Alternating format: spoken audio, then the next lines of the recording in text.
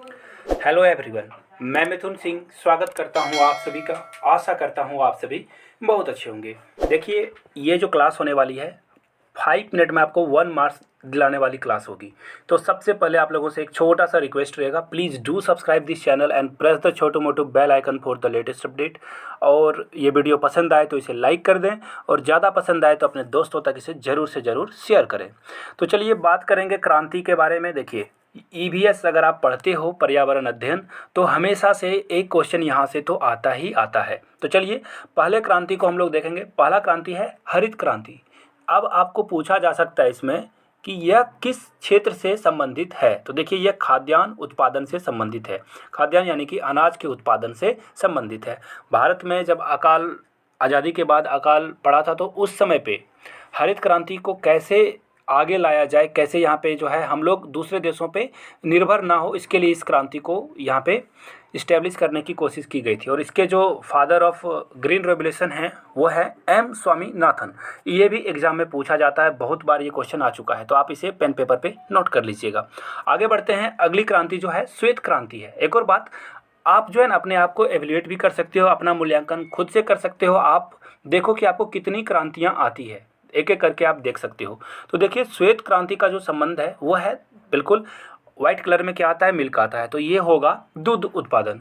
और दुग्ध उत्पादन को जो है सबसे ज़्यादा जो है पूरे इंडिया में, गुजरात का दूध अगर आप किसी नॉर्थ ईस्ट स्टेट में पी रहे हो, तो इसके लिए सबसे ज़्यादा जिसने काम किया है उनका नाम है वर्गीज कुरियन। और आपको पता ही है अमूल वो दूध उत्पादन वाली कंपनी है जिसने ने पूरे भारत को कनेक्ट किया है। तो इसे आप समझ सकते हो। और देखिए, जो डेयरी प्रोडक्ट है सबसे ज़्यादा ऑस्ट्रेलिया और न्यूजीलैंड की जो कंपनियां हैं वहाँ की वो डोमिनेट करती है। तो इस बात का भी खास ख्याल रखिएगा कि इंडिया से कहीं ज़्यादा आगे न्यूजीलैंड और कौन है, ऑस्ट्रेलिया है। आगे बढ़ेंगे तीसरे क्रांति की ओर। तीसरी क्रांति है पीली क्रांति। और आपको पीली से पता ही चल गया होगा कि आप लोग अपने डेली लाइफ में रोज़ यूज़ करते होगे, वो है दाल। जी हाँ, तिलहन और ये जो दालें हैं इसका संबंध है पीली क्रांति से। तो ये यहाँ पे हो जाएगा। और इसी में आप तेल भी इंक्लूड कर दोगे, यानी कि ऑयल भी इंक्लूड कर दोगे, खाने वाला।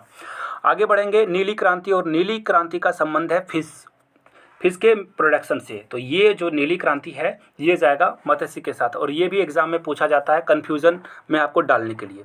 आगे बढ़ेंगे और बात करेंगे पिंक रेवोल्यूशन की। और पिंक रेवोल्यूशन का मतलब होता है प्याज और झींगा मछली के उत्पादन से। याद रखिएगा, झींगा मछली के उत्पादन से। एक और बात, आप जब कहीं और भी पढ़ोगे तो गुलाबी क्रांति का संबंध आपको जो है मटन यानी बीफ वगैरह से भी आपको देखने को मिलेगा, मटन से भी दिखेगा।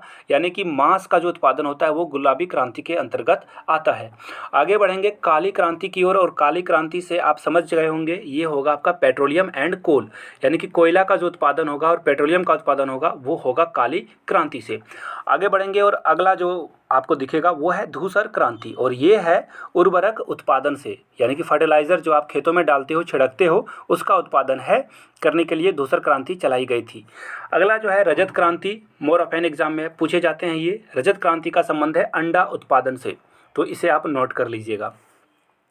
आगे बढ़ेंगे और गोल्डन रिवोल्यूशन यानी कि सुनहरी क्रांति से इसका जो संबंध है, सुनहरी क्रांति का संबंध है फल और बागवानी उत्पादन से।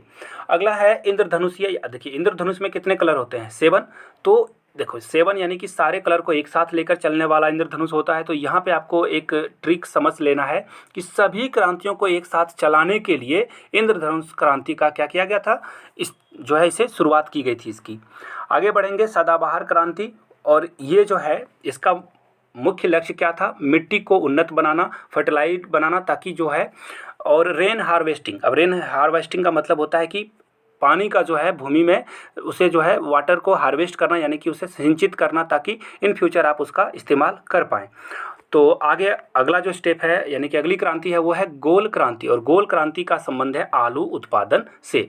तो ये कुछ महत्वपूर्ण क्रांतियाँ थी। आई होप कि आपको ये क्लास इंटरेस्टिंग लगा हो। अगर नहीं भी लगा हो तो कमेंट बॉक्स में आप अपनी राय रख सकते हैं, अपने फीडबैक को रख सकते हैं। तो अभी के लिए फ़िलहाल इतना ही, लेकिन